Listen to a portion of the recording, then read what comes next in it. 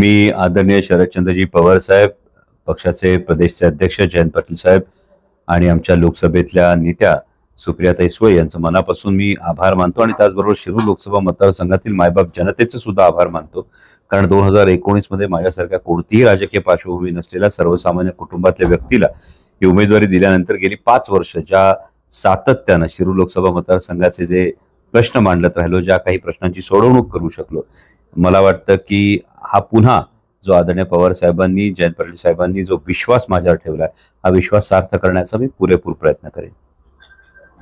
ज्या पद्धतीने पाहतो की नगर असेल किंवा बारामती असेल तिकडे सुद्धा सुप्रिया सुळे आणि निलेश लंकेची उमेदवारी जाहीर झाली. महाविकास आघाडीचे हे सगळेच तगडे उमेदवार आपल्याला रिंगणात दिसतील आणि त्याच पद्धतीने राष्ट्रवादी काँग्रेस पक्षाचा परफॉर्मन्स या लोकसभा निवडणुकीत आपण मी कायम असं म्हणतो की जस्ट वेट अँड वॉच. हा परफॉर्मन्स इतका दैदिप्यमान असा असेल याचा मला स्वतःला ठाम विश्वास आहे.